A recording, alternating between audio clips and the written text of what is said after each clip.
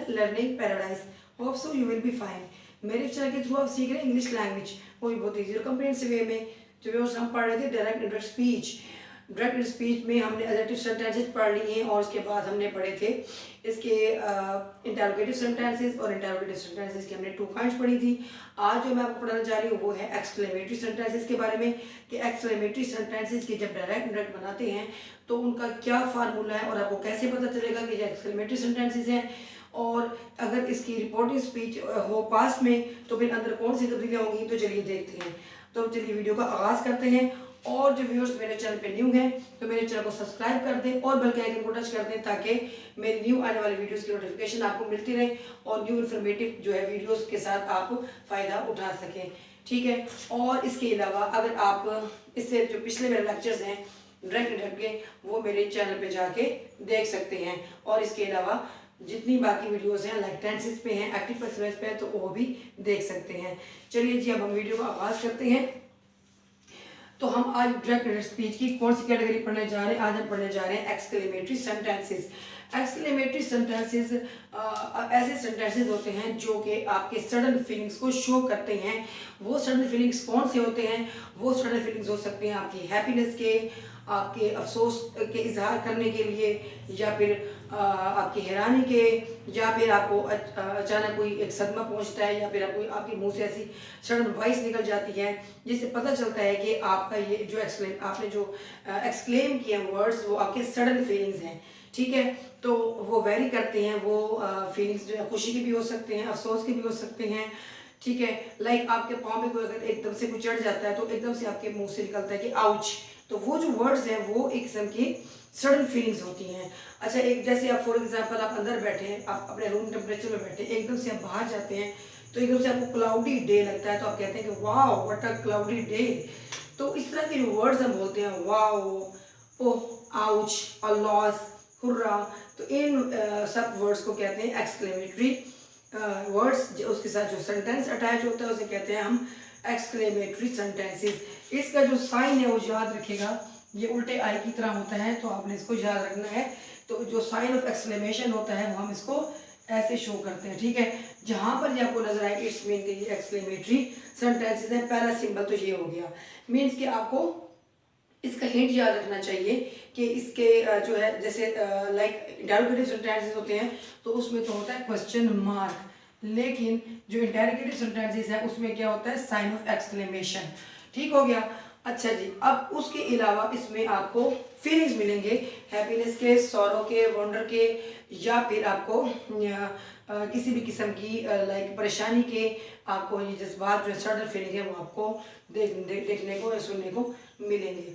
अब इस आप सेंटेंस, अगर आप पहले सेंटेंस की बात करें, इसमें देखें he said alas, my brother has met an accident. उसने कहा कि अफसोस मेरे भाई को एक एक्सीडेंट का सामना करना पड़ा, या मेरे भाई के साथ एक हादसा हो गया।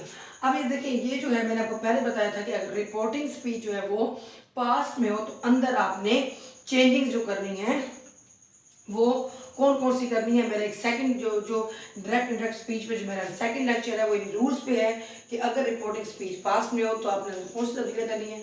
आप वो लेक्चर मेरे चैनल पे जाकर देख सकते हैं, उसका लिंक डिस्क्रिप्शन में मैं शेयर कर दूंगी। ठीक हो गया। अच्छा, अब इसको देखें, ही सेड अ लॉस। अब यहाँ पे देखिए मैंने साइन ऑफ एक्सक्लेमेशन यहाँ पे आपके सामने शो हो रहा है। ठीक है। तो इससे पता चल रहा है ये कौन से सेंटेंसेस हैं, ये एक्सक्लेमेटरी सेंटेंसेस हैं। ठीक है। अब एक जो है लड़का है वो जो कि अपने उसका भाई जो उसको एक्सीडेंट हुआ तो उसका इजहार कर रहा है कि अफसोस कि मेरे भाई को एक एक्सीडेंट का सामना करना पड़ा। जब हम इसको इंडायरेक्ट में चेंज करेंगे तो फिर आप इसको इस तरह चेंज करेंगे, ही एक्सक्लेम्ड विद सॉरो। ठीक हो गया। यानी कि जब इस तरह के एक्सक्लेमेटरी सेंटेंसेस होंगे तो आपने जो सेड है उसको चेंज कर देना है, किसमें? एक्सक्लेम्ड में। ठीक हो गया। एक्सक्लेम्ड में अगर वो परेशानी का है या अफसोस का है तो फिर आप उसके साथ अटैच कर देंगे विद सॉरो। अगर वो खुशी का है तो विद हैप्पीनेस, विद जॉय। अगर वो हैरानी का है तो with wonder.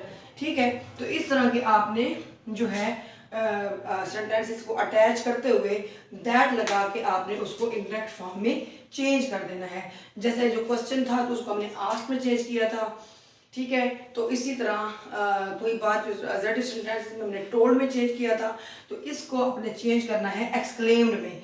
He exclaimed with sorrow that his brother had met with an accident. अच्छा, उसने माय ब्रदर बोला तो आपने प्रोनाउन की चेंजिंग ही के अकॉर्डिंग करनी है। जैसे कि आपने किसी की कोई बात को अपने वर्ड्स में आपने डिस्क्राइब करना है। जैसे उसने कहा कि मेरा भाई एक्सीडेंट में के साथ सामना हुआ, तो यही उसके वर्ड्स आप जाके किसी और को बताएंगे तो आप यही कहेंगे कि उसने कहा कि उसके भाई को एक एक्सीडेंट का सामना करना पड़ा है। तो प्रोनाउन की चेंजिंग भी हम करेंगे, ये भी इसके अकॉर्डिंग करेंगे।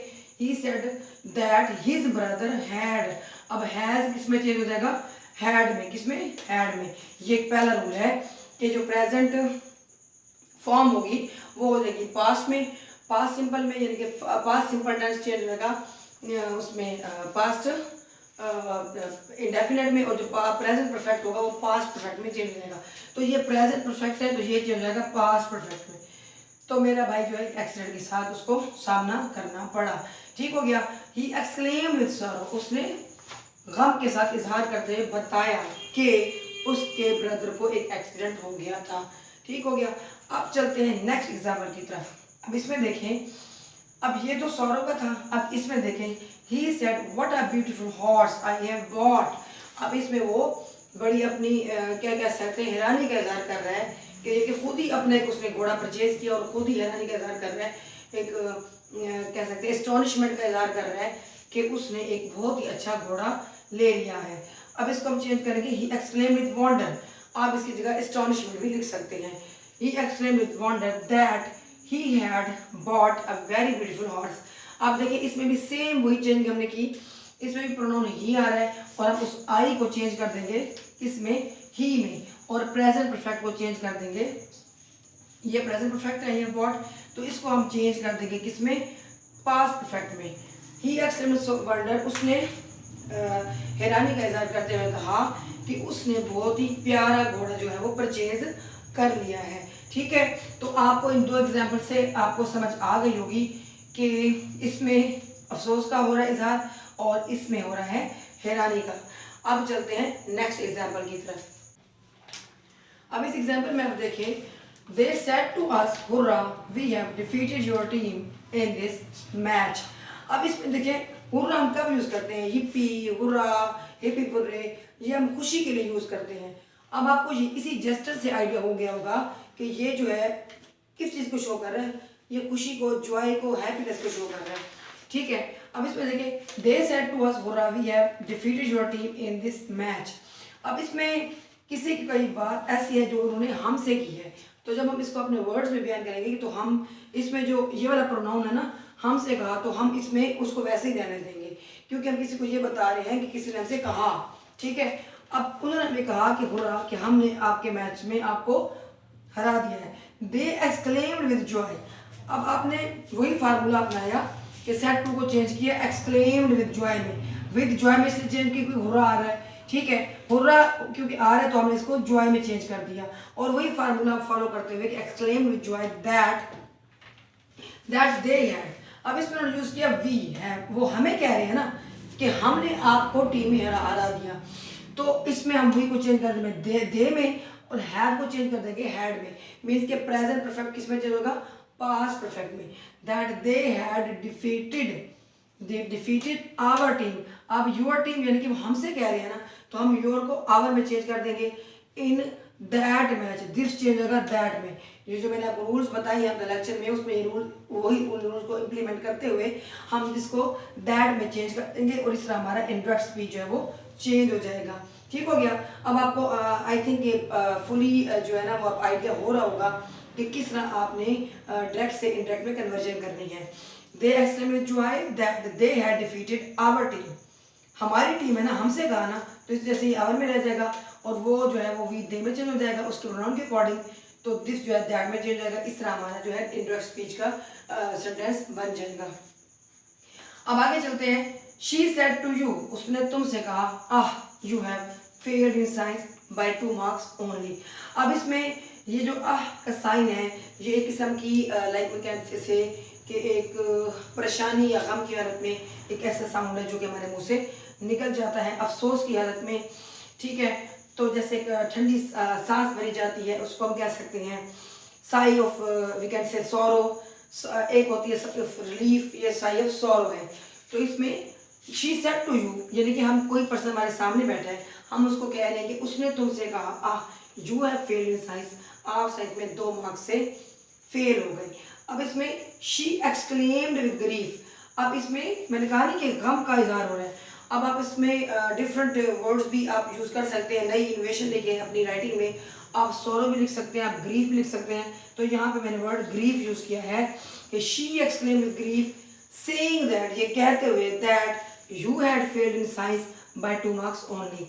हम उसी के कहे वर्ड्स को किसी के, यानी कि किसी ने आपके मुंह पे आपको वर्ड्स कहे किसी पर्सन ने, तो हम उसी पर्सन के वर्ड्स को आपको दोबारा रिपीट करके जब बताते हैं, इंटर स्पीच में बता रहे होते हैं, तो हम फिर वही फार्मूला इम्प्लीमेंट करते हुए कि शी एक्सक्लेम्ड ग्रीफ, उसने गम की हालत में कहा, ये कहा मतलब ये कहते हुए उसने कहा कि दैट यू हैड फेल्ड। अब ये प्रेजेंट परफेक्ट चेंज हो जाएगा पास्ट परफेक्ट में, that you had failed in science by 2 marks only. ये स्टेटमेंट वैसे की वैसे आएगी और इन्वर्टेड कॉमास हम हटा देंगे।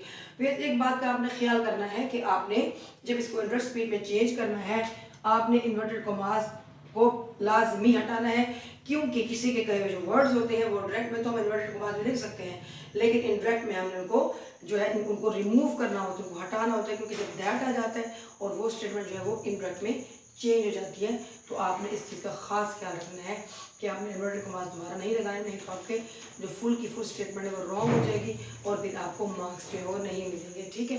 तो ये तो हमारी था आज का लेक्चर, जिसमें मैंने आपको बताया कि एक सेंटेंस को दूसरे सेंटेंस में आपने कैसे कन्वर्ट करना है और एक्सक्लेमेटरी सेंटेंसेस का क्या सिंबल है, यानी कि आपको कैसे पता चलेगा कि एक्सक्लेमेटरी सेंटेंसेस हैं। एक तो उसमें खुशी, गमी और हैरानी का इजहार होगा, और उसमें मैंने आपको बताया था कि साइन ऑफ एक्सक्लेमेशन उसमें लाजमी होगा ये वाला, ठीक है। तो आपको देखते ही आपको पता चल जाना चाहिए कि ये एक्सक्लेमेटरी सेंटेंसेस हैं। अगर रिपोर्टिंग स्पीच प्रेजेंट में होगी तो अंदर टेंस की चेंजिंग नहीं होगी, सिर्फ प्रोनाउन की चेंजिंग होगी। अगर रिपोर्टिंग स्पीच पास्ट में है तो फिर अंदर चेंजिंग वही होंगी जो मैंने आपको रूल पढ़ाई हैं, बताए हैं, या अगर आप लेक्चर भी देख सकते हैं, डिस्क्रिप्शन में लिंक जो है ना वो मैं आपको दे दूँगी, आप उस लेक्चर को लाजमी देखिएगा, क्योंकि अगर आप उसको मेरे इससे पहले जितने भी लेक्चर्स हैं वो एक दूसरे के साथ कनेक्टेड हैं, तो जब तक आप प्रीवियस लेक्चर नहीं देखेंगे तो ये भी आपको समझ नहीं आएगा, ठीक है। उम्मीद करती हूँ कि मेरा आज का लेक्चर आपको समझ आ गया होगा और आपको पसंद भी आया होगा। तो अगेन जो व्यूअर्स न्यू हैं तो मेरे चैनल को लाजमी सब्सक्राइब कर दें, ताकि हम डेली मिलते रहें और डेली इंफॉर्मेटिव लेक्चर से फ़ायदा उठाते रहें। और मेरी वीडियो को अपने नियर एंटरटेनमेंट से शेयर ज़रूर कीजिएगा, क्योंकि शेयर करने से नॉलेज बढ़ता है, कम नहीं होता। और अपना ढेर सारा ख्याल रखिएगा और मुझे दुआ में याद रखिएगा। मिलेंगे नेक्स्ट वीडियो में, टिल देन बाय बाय।